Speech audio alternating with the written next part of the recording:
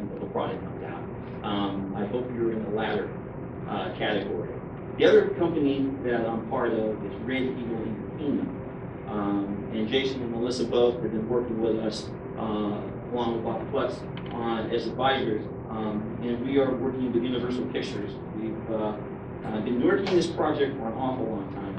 And this presentation today, I guess, is a year early, since I'm pitch hitting for the bells.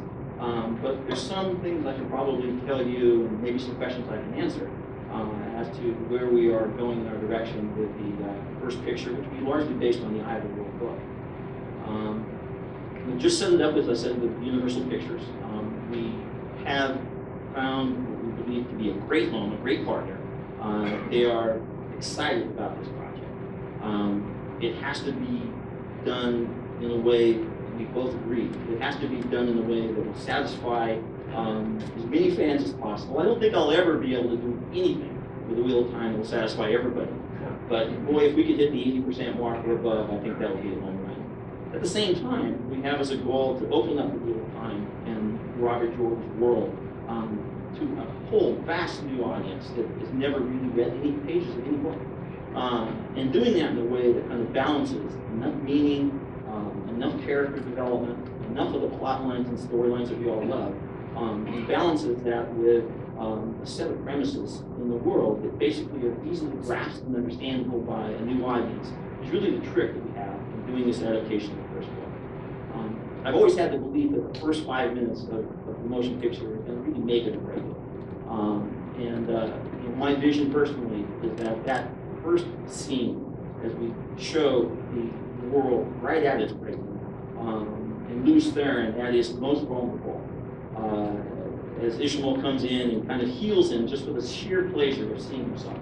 And as you see a world so advanced, now in ruins and beginning to crumble, you can only then understand, as you begin the kind of the trek and journey of our heroes in Emma's Field, what mankind has truly lost, and what it has fought back to recover, and how far it has yet to go to reach the heights of knowledge, understanding, technology, and the lack of war that existed during the Age of Legends.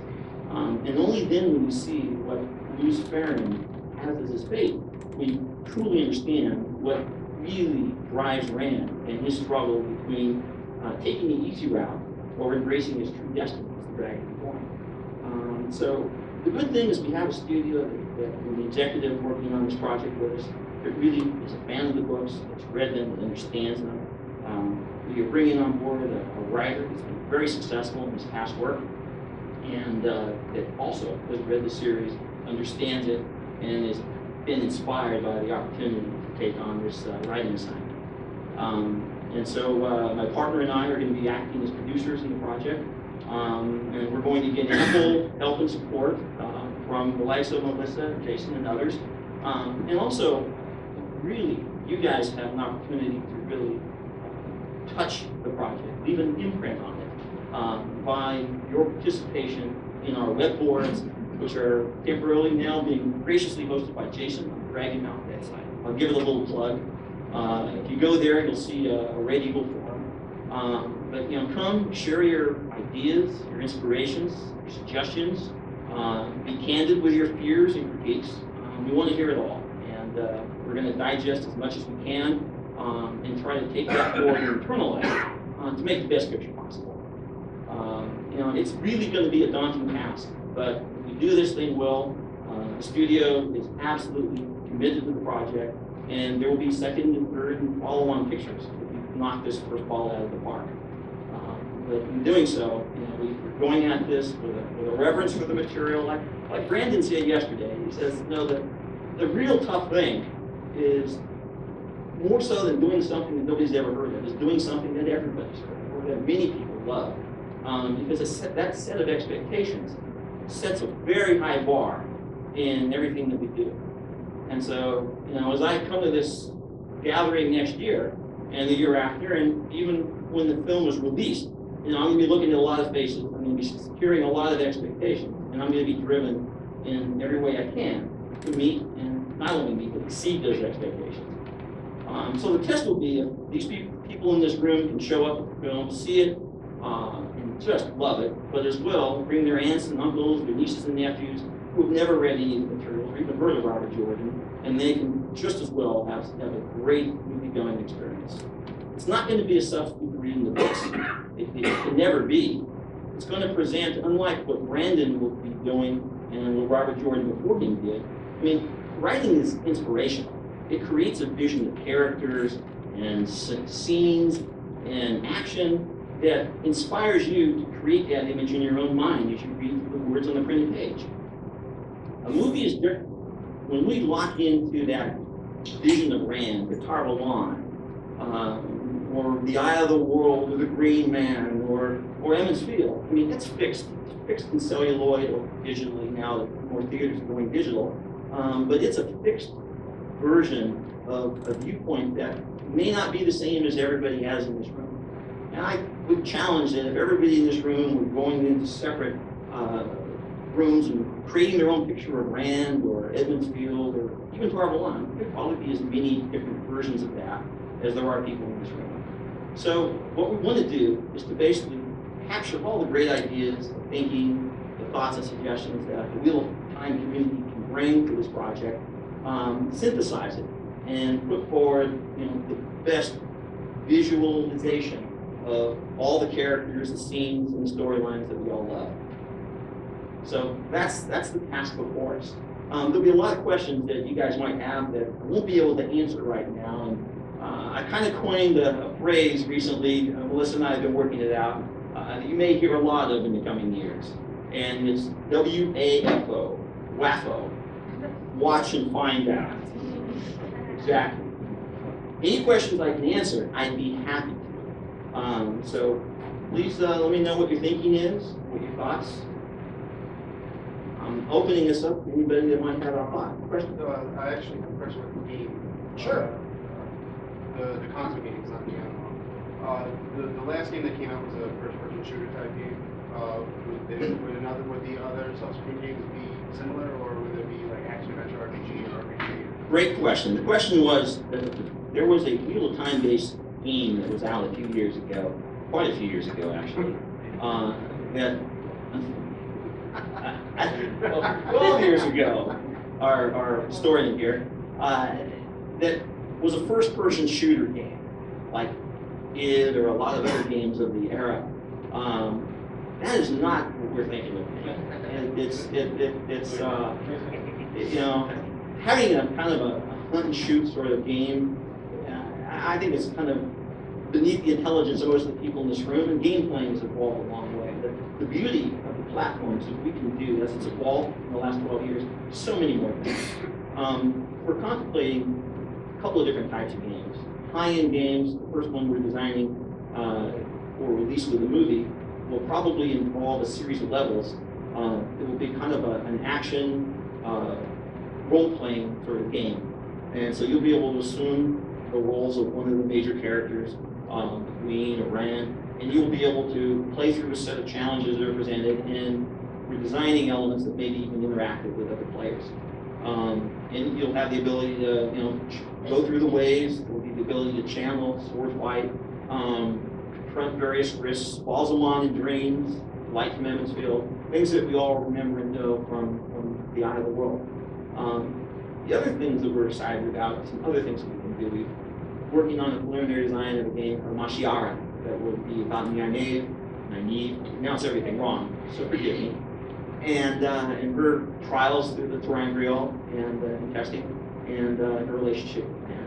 And one of the other ideas we're beginning to develop, one of my personal favorites, is a game based on the bad guys. Those guys we love to hate. Let's hear it for the Forsaken and their battle to become the abyss and the BB chosen one. So I think that's another great concept.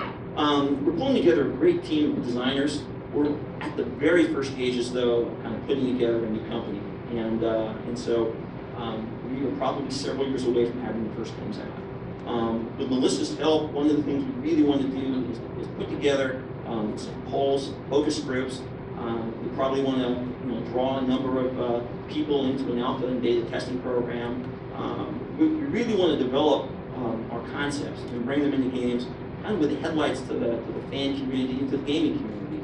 We want to find out what sort of scenarios people like, what sort of action they prefer, what sort of game formats and design they might find preferable over another. With a longer-term objective, we plan also on developing an MMO, and that's a real exciting piece of work. It's going to be a huge job.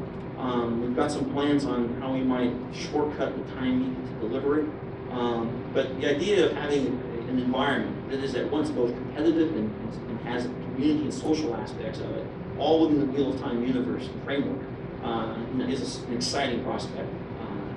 So we've got a lot of plans ahead. I think with the timing of the last 3 books, with the encyclopedia that Harriet's working on, but possibly the Sanshin trilogy with Mantuan, maybe, with the work we're doing on the movies and the games, I see a lot of promise and excitement ahead for the Wheel of Time community. I would love to see these projects kind of capture the imagination of a new generation of fans, see these conventions grow, see our online presence and all the websites prosper. Requires a lot of patience from us all, because we're going to probably see more and more newbies entering into these gatherings. But I think the prospects for the Wheel of Time brand and it drawing in a much larger circle of what will soon be newfound friends and relationships, because it looks very promising indeed over the next few years. Larry, can you talk in terms of the movie about the process from here until it were to come out in theaters? You know, it was just more in terms of like, you know, right now we know that the film has been optioned, if that's correct. If you kind of, you know, what happens after it becomes optioned? When does it get greenlit? Who greenlights it? Who are the people involved, etc.? Option is kind of a funny word. What we've done is really we've set up the project for this, and the good thing is that they're already spending a ton of money. They've already spent a ton of money. There's an old story I remember, an old kind of story from my days at IBM years ago about the chicken and the pig having an argument about their respective roles in the making of breakfast. And the chicken says, well, you know, I was involved in the making of breakfast this morning. But the pig says, you may have been involved, but I was committed. Because bacon was served. So once the studio begins to spend money, once they begin to have a project, now is jumping the gun, Variety published an article on a project some time ago. They kind of passed the threshold of being a participant involved, and they're now committed to the project. A studio simply can't promise that it's going to write a check for $150 million and deliver a motion picture on a certain date. But in as far as it's possibly the case, they want to see this project, they want to see it be successful, and they want to put all the resources necessary to speed this along the way. When might it be out? I don't know. I think 2012 summer would probably be a safe bet. They'd like to probably see it in 2011 if possible, although I think that's probably not likely given the amount of work they have. To answer Jason's question, we're in probably the most difficult stage of making the movie, and it's getting the screenplay done. As you know, that first book is massive. If you look at all the sequencing of events, and Emma is never at a loss for words to explain how difficult this job might be, putting it in the time frame, 2 hours or so for a picture, is going to be a daunting piece of work. Doing it while keeping the nature and the true bearing of the characters intact, their relationships, their antagonisms, their loves, their fears, is going to be a very difficult piece of work. The good thing is that we've got a group of people together that really want to make it happen and want to make it not just occur, but make it happen in a way that is going to be magical. So in taking that story and doing the adaptation, I remember long ago over a lunch meeting with Harriet and Jim, Robert Jordan, we were talking about doing the screenplay, and Robert was basically saying, you know, I know how to write a book, but it's beyond how a screenplay gets done, because it's a completely different medium. And things that he could do, and that's through much of the book, in describing what's going on through the thinking between a character's ears, you can't do in a movie. You have to, you can have a Shakespearean soliloquy, you can have a narrator kind of narrating what somebody's thinking, you can have it through dialogue, or through action, portray what somebody's emotions or feelings might be. But being a different medium, you gotta have a lot of choices that you need to make in adapting the character and the growth in the psyche of each of these characters. Agreeing that she's gleefully running away from all her duties and responsibilities, and what she saw was a very limited life in Emma's Field, to now achieve adventure and excitement beyond the River Tarrant. Quickly that turns into terror as she realizes what's after them and what's at stake. Showing that, portraying it in film is going to be much different than the tools Robert Jordan had to work with on the printed page. And those are the things that we're beginning to start arguing and debating about and laying the foundation for. And back to Jason's question, because I'm straying.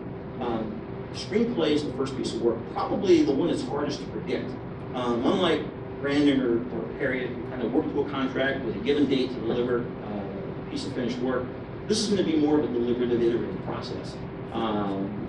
We're scheduling meetings with the writer, and we're going to have a lot of times invested in laying the roadmap. So he just doesn't begin a screenplay that comes back and is completely off the track. So we want to make sure that he's the right guy and he's got the right take on how to do the adaptation. We'll be writing drafts, we'll be reviewing iterations of them and making comments, and we'll be going back to the typewriter or the keyboard and delivering us a subsequent draft. That might take place between 6 months and 9 months. Could take longer. Some scripts take years to develop. This guy is vigorous, young, energetic, and he's been working night and day on many other projects that he's been doing very, very successfully. So I'm very hopeful that we'll time frame to get the first draft of the screenplay, and then the last draft will be relatively short.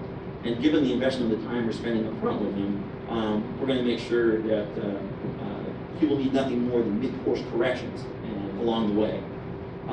So getting the screenplay done is the first part. As we go through the winding down, the completion of the screenplay, we're going to be bringing on all director, obviously. Once the screenplay is completed, we'll bring on then the logistics of a production accountant and a line producer, and we have to start making decisions about how much this is going to cost. So what we do is you take the script and you develop kind of a shooting script of this thing, and how much are we going to do on a green screen with a CGI background, or how much are we going to have to go on location to Australia, New Zealand, or the Czech Republic. And those are sort of decisions we're going to make as kind of the second stage in developing a package that the studio then will have to decide upon in greenlighting the picture. Once the picture is greenlit, which I would like to see done within 12 months, we then move into the most exciting part of the picture, and that's pre-production. And in that part, all the ideas and all the words on the page start becoming reality. We start having costume designers develop all the apparel for all the characters. We start casting. We start developing all these beloved props, like Moraine's jewel, like Rand's hair and the marked sword, and all the appurtenances of the story that we kind of know and love. And then the set designs, obviously, are also going to be developed during that time as well. That will probably take several months, and then the blessed day is when we actually begin shooting. A film like this, it could take 90 days, more or less. It could take 120 days to shoot. And part of it's done on location, part of it's done in a Hollywood studio. It could affect the time that it would take from the beginning to end. Then the real process of making film begins, and that's going to be in the editing room, and much of it will probably be done on a computer. As all the visual effects are added, all the sound effects, a lot of the dialogue will be re-recorded in a sound stage. The sound score will be added, the musical score, the titles. That process probably takes a good year and takes as much as a year and a half after the principal photography is done for the film. At which time, then you've got to fit the release date window for the studio. And given the amount of investment this will take, there's probably only a limited number of slots for each year. Memorial Day, the 4th of July, the Thanksgiving season, the year-end holidays, that this would be appropriate for release. And so that needs to be slotted in the right time, and when it's ready to go, it's ready to go. The other thing we're going to be working on at the same time, of course, is the delivery of a game to go out day and date with. Our plan right now is to get the initial game from Red Eagle Games out perhaps a year early when the first film's released, but we're going to do a second and very, very big release that will be out with the motion picture itself. I tell people it's a little like having a bullet train speeding down the tracks, and there's a big canyon, a big abyss going down 1,000 yards into the river below, and the bridge is out. And so we're basically building the bridge as fast as we can with Red Eagle Games. By the time the movie Bullet Train gets over there, it's not going to fall over the cliff. So we're trying to coordinate these two big projects and making sure that they can time out on a day and date that will get the games on the shelves at least a week or so before the actual movie is in the theater. So that's kind of the whole process. But at the end of the day, it can take between, at best, you probably do it in a little over 2 years. They're trying to, pilot schedule is going along pretty quickly, but they've gone far along in putting some of the casting and directors in place. And probably my expectation is somewhere between 3 and 3.5 years for the picture to be in the theater. Questions from anyone? Please. I've been approached by a couple of people this weekend who wanted to get my honest opinion on the difficulties of adapting this book, and if I thought it would be right if certain scenes were not in, certain characters weren't or things of that sort. And you had mentioned changing the media. It is a different media in the same world. But an example came to me of where a change from a book, a significant change, really was needed and worked very well in cinema. If you have read The Two Towers and seen The Two Towers, then you will notice that the elves didn't come and save the day. And there is another book, if you've ever read and seen Prince Caspian. The epic battles are eerily similar. Everybody's, their backs to the wall, they only have caves to retreat to. Everything is going horribly wrong, and they're all saved by giant angry trees. I know these two authors talk to each other, but that was just that's a little crazy. So, in Prince Caspian, they chose to keep it. There was a lot wrong with that battle anyways, the direction was horrible. But the giant trees coming in, I really went, oh really? And would we really, in The Two Towers, would it have worked to add another hour to explain what the Huron were, why they were angry with the orc, and why it was perfectly okay for them to march out of the forest and eat them? And the answer is no, it really wouldn't have. It would have lost people who didn't read the book, and the hardcore fans, when they stopped and thought about it, said, well, the neat and tidy ending. And I think that there will have to be some of those, but they're intelligent choices that are made to wow, why is my hand shaking? You guys make me nervous. But there are certainly intelligent ways to do this, to get a balance so that we see the world that we know and love, but we don't have a bunch of people going, really? Giant trees? I'm the guy that Larry likes to call the healthy skeptic. So I would love, as most people I think, I would love to see a really kick-ass real-time movie, right? I think that one of the themes in Jim's books that we all know is stories change over time. The same story sounds different from different people's lips. And when you tell the Wheel of Time from Jim's point of view, it's going to sound one way. If I were to sit down and read you the Wheel of Time, it's going to sound a really different experience.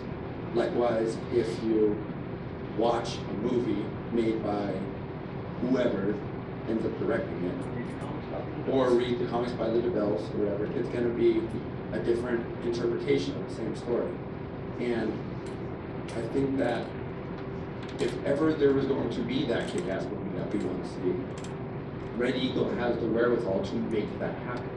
I mean, we want big budgets, we want big epic battles, we want cool one-power special effects, and you need money to do that, and I don't have it, I don't think you have it, Gary doesn't have it, so, it's gonna come from Universal Studios, and that's right. The other thing is that, as Larry was saying, is that we do want to expose people to, the real time, like, if a movie comes out, the readership, even though it's already really high, is going to just explode. And we all know this. That's, you know, more people coming in and getting introduced to the books, and, you know, we're going to come in and have, you know, their own angle on it. So I think that's really great. Question for you, Larry, is we have movies and games and everything, and you've talked in the past about how Red Eagle is you know, really valuing, you know, having a consistent brand to the wheel time, so that we don't have, you know, everything from pink Sherlock bells to, you know, over here to, you know, the Heron Mark sword looking one way over there and everything else. And you guys have an opportunity with the games and the movie and your relationship with Harriet and everything else to give a consistency across the board.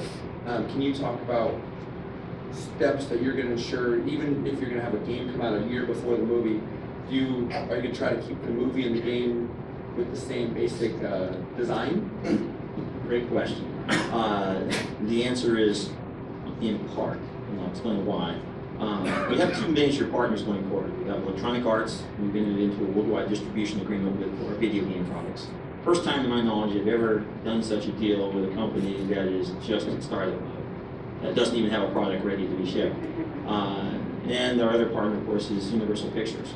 Because we think we can get the first game out well before the movie will be completed, we want to get a game out well in advance of the picture, perhaps as much as a year. In the timeline I described for making the movie, it's really not going to be for probably about a year and a half or more, maybe 2 years, before a lot of the visual effects are going to come together to define what some of the settings and scenes look like. And it'll probably be more than a year before some of the costuming and other major props are done. So to get our first game out the door, we may not have the advantage of having a lot of the movie assets available. Some of the production time, we'll use what we have, and it's not to say that we might not decide to provide a setting, maybe back in the new spring time frame or at some earlier time. So you know, that's a little bit of a challenge we're gonna have to come to grips with. With respect to all the other movies going forward, we're going to borrow as much as we can from what's being done in the movie. And in addition, the flow may go the other way because there's going to be a lot of things that we're going to depict that may, in the games, that may not be in the movie. So the relationship that I'm putting together with Universal may allow them to use some of our visualizations in our movie. We're going to bring in a top art director and a good crew to provide a lot of the visualizations and designs of some of the aspects of scenes and settings and clothing and costuming that may well be useful for Universal going into the future. There's another thing I wanted to just mention as well.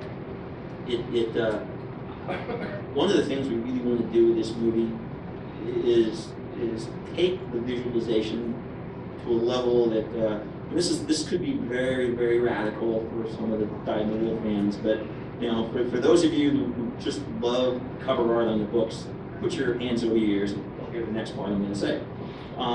But we really want to describe a world that's probably truer to the books than maybe we've seen in cover art. You know, the world, as I know and love the books, is kind of it's a story where, like I tell people, it's a story of fantasy built on the foundation of science fiction. It's a world where mankind has kind of risen to the greatest heights and then fallen abysmally to great lows, almost to the point of being annihilated by these dark forces that have been unleashed.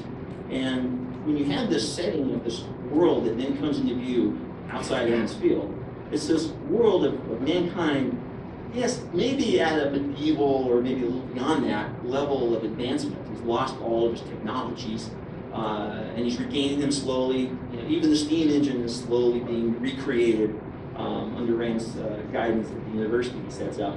But a lot of that learning and knowledge has been lost. But everywhere, you have a civilization that's basically built around and on top of the ruins of our future. And that is kind of a metaphor, visually and in terms of storyline, that has really never been visualized or presented. And it's differentiation from Narnia, it's a differentiation from Aragon, from Lord of the Rings, and everything else that's ever been presented cinematically in the fantasy genre. And you know, I would love to see the visual to this visual style for this film that clearly is demarcated from everything that's gone before it. Because I really think the story stands on its own, it's unique, it's different, and beginning with a prologue, all the way through telling the story, one of my goals is to make sure that the real essence of the Wheel of Time is there, such that nobody can confuse this with anything in the fantasy genre that's gone before it. Question right here. Question about scope. I've seen some bantering back and forth on the bulletin boards and stuff along those lines about the scopes of potential future books, where some books don't have that great, powerful ending, and there was also the scope of the fact that the first couple of books were broken up for easier digestion.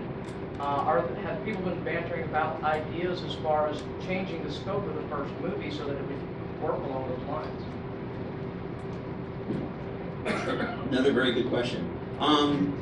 The answer to that is it's not yet been finalized. We know there's material to provide multiple pictures down the road, but we would not be doing our job if we really, it's like the batter up at bat, kind of laying the strategy of how he's going to round second base before he's even hit the ball.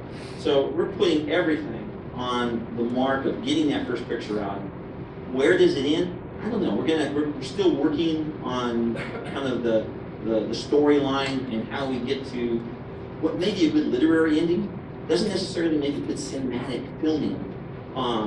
And so keeping all the values and discoveries, right down to kind of Moraine's revelation about Rand's identity at the end, building that into a screenplay that really has the appropriate climax. It doesn't kind of peter off into, like some movies do, to finishing up some other details long after kind of the pulse has settled down. So, exactly. That's something we're working to strike. But in terms of how many books might be, how many movies, the answer that we in Universal have right now, doing one. The door is open to do as many as we can possibly do, but you got to get that first one done. You got to knock that ball out of the park before you even dare begin thinking of how we're going to run the bases. So you're not anticipating breaking up? At this point, no. At this point, trying to do basically the storyline, the eye of the world, give or take some elements that hasn't been finalized. But I think basically the flight, the separation, and the growth of the characters during that time, they're coming back together in Hamlin with the addition of Loyal, and then finally the quest to the eye of the world as they change direction from Babylon. That's kind of the story we want to tell. Yeah, that's what I was basically saying. That even if the eye of the world is structured in such a way, as you guys probably know, that lends itself very well to a traditional film hero's journey kind of thing. It works really well. And The Great Hunt does, actually, I think The Great Hunt, out of all of them, of all the books, is the best because it's got, it especially has, Rand's arc of, it works brilliantly. When they get to book 3, that gets a little more there, and good luck to you guys when you get to book 4. But everyone has lots of ideas, and we'd like to hear some,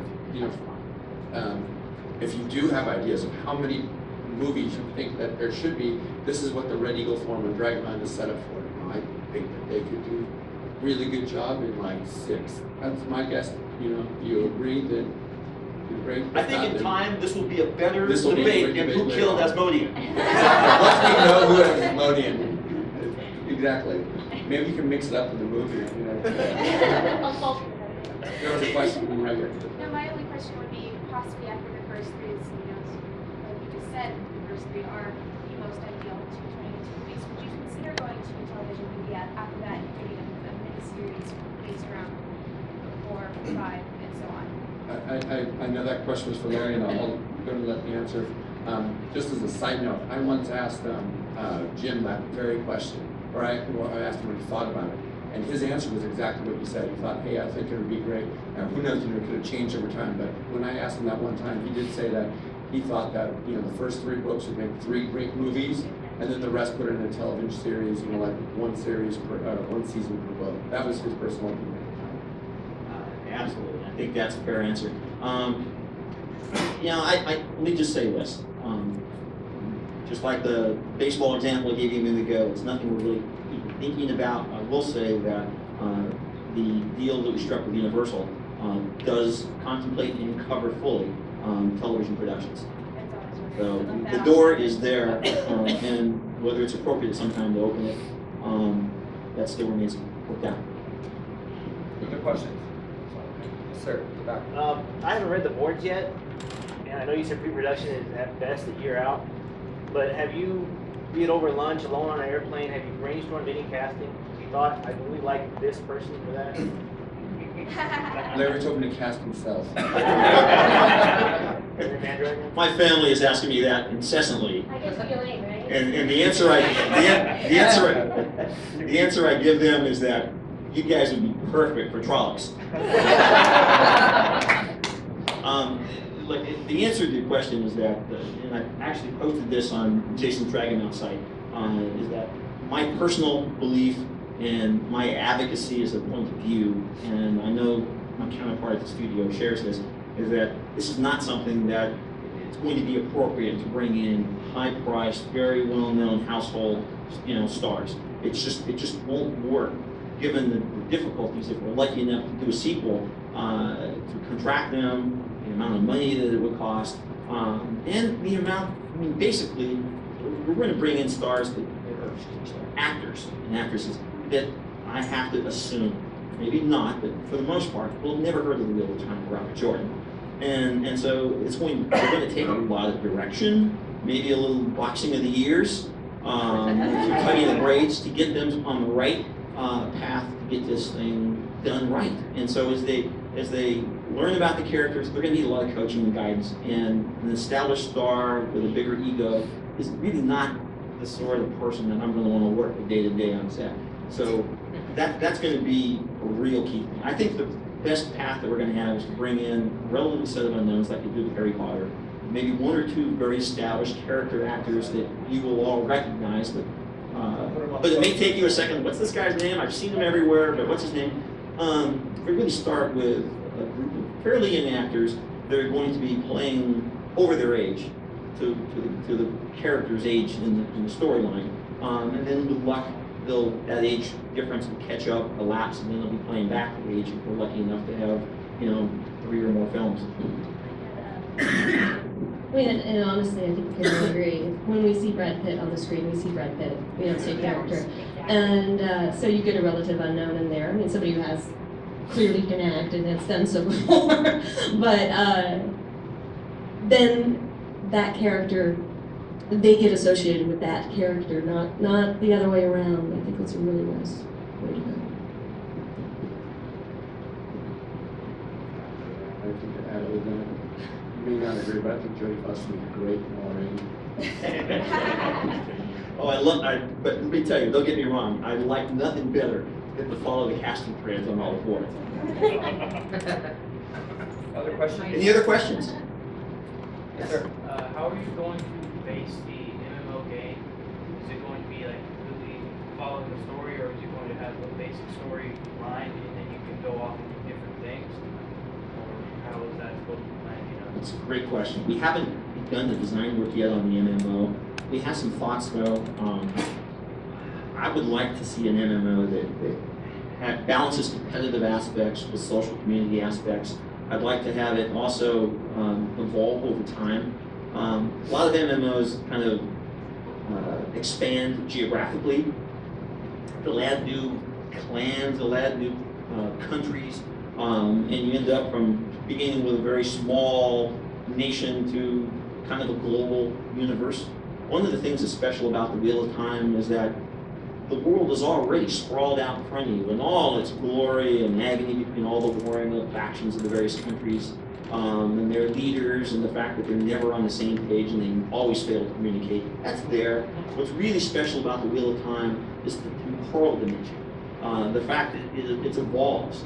And if you could develop a set of expansion packs that basically can evolve a world, from the Age of Legends, all the way through the War of Power, the War of 100 Years, the Trolloc Wars, and Arthur Hawkwing's time, all the way through. There's, that represents a different, and rather than geographically saying, well, now we've just added Altara, that doesn't excite me. But adding the ability to kind of live through and play out life during the Trolloc Wars or just after the breaking.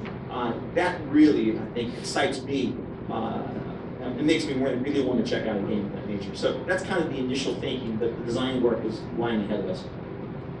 Some like the Second Life MMO type things have gotten to the point where they do advertising within their realms, where you could conceivably put things like Herman scissors and ways to access other people on other sites and stuff along those lines in the MMO. Has that idea been pointed?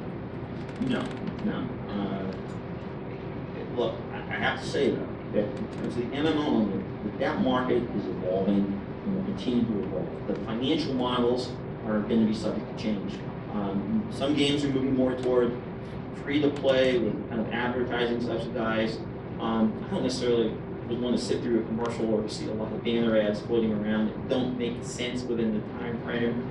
I mean, having Rand kind of, this crew, ride by a half-buried Mercedes, it just, no. I mean, finding the little symbol on the hood of the car was big enough, but the whole car ain't going to be big enough for the commercial. I'd rather avoid that.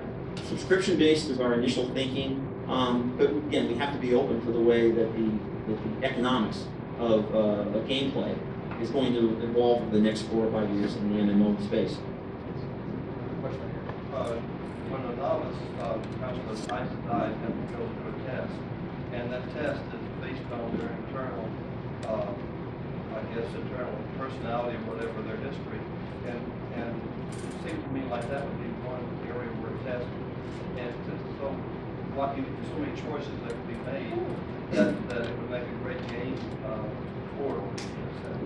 One of the game designs that we've been talking about is a game called Mashiara. I might have mentioned it to some of you here. And about medieval testing process. So exactly what you just said is it occurred to us that would be a kind of a wonderful, wonderful game development. And one of the things we're excited about is the idea of using the Wiimote on the Wii.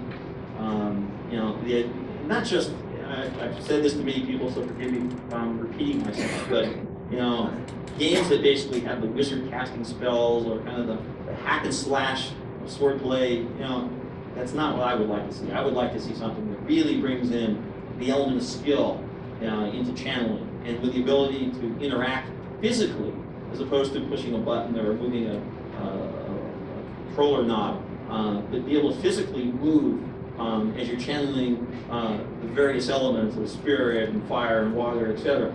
That seems to be exciting to me. And the ability to move through forms and to be able to attain from novice to blade master the set of skills that allow you to take on greater confrontations in the virtual world on the game console.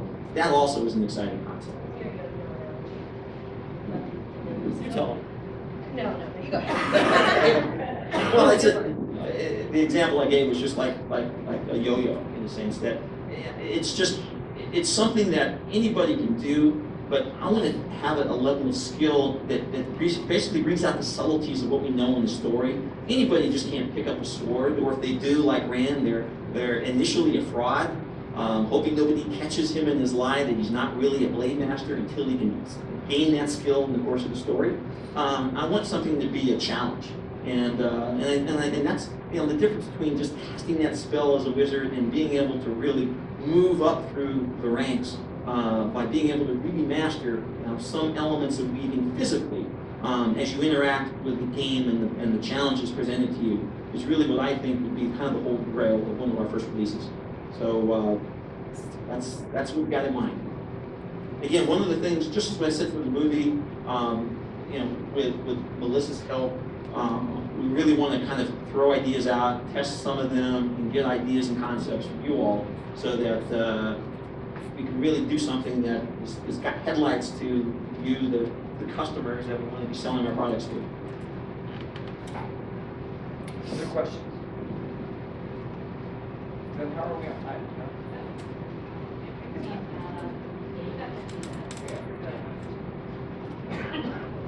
Is there anything that you haven't already said about the movie or games that you can tell us? Like details? Details on the picture, probably gone about as far as I can right now. The writer, I can't identify the writer that we're talking to for a couple of reasons. One is that, in fairness to him, we are going to basically kick the tires a little bit before we engage him formally.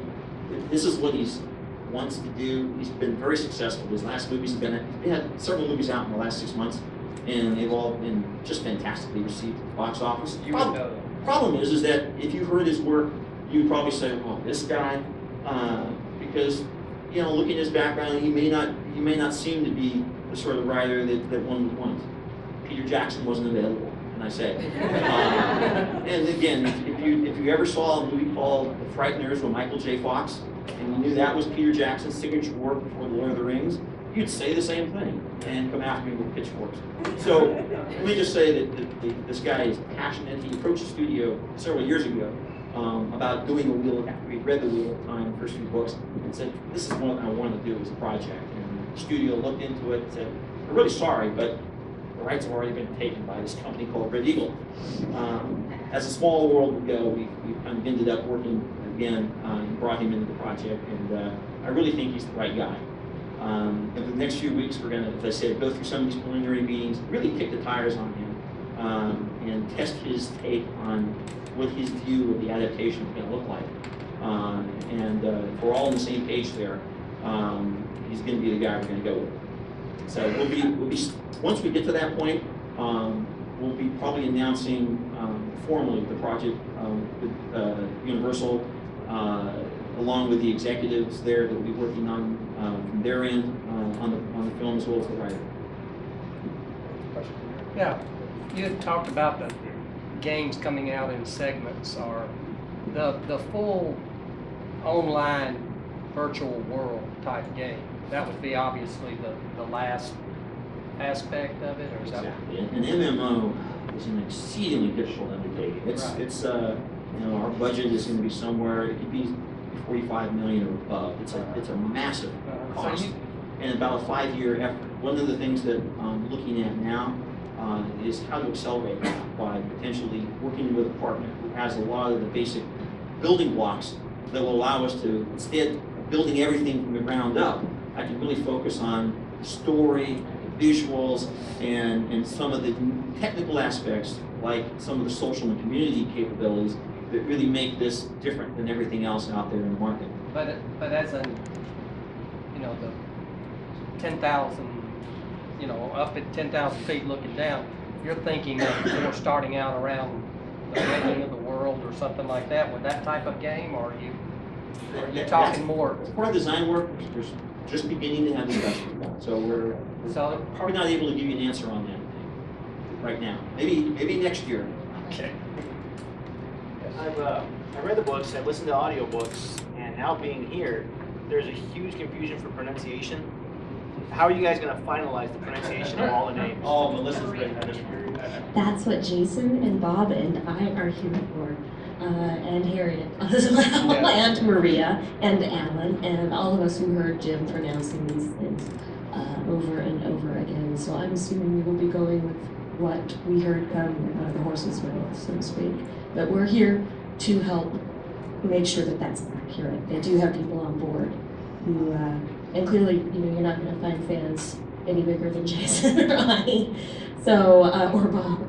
So I feel pretty comfortable with that answer. That's absolutely right. I'm going to have a lot of help to get it right. And my problem, like a lot of people, is I read the books kind of in solitary, and I developed my own mental pronunciations, and they are so difficult to overcome that in a few years I'm probably going to get all of them right. But that's a great question. Anything else? Well, I look forward to seeing everybody next year. I hope to have a lot more to say than I can right now. And keep watching the space, keep participating on Dragon Mount. We're redoing our own website. One of the things I just want to stress again is that, I personally and Melissa, I follow all the boards. So if you kind of got a crazy idea or a rant or an inspiration, post it and we'll see it, and we'll take them all to heart. Thank you all very much. No question back there? Thank you all very much.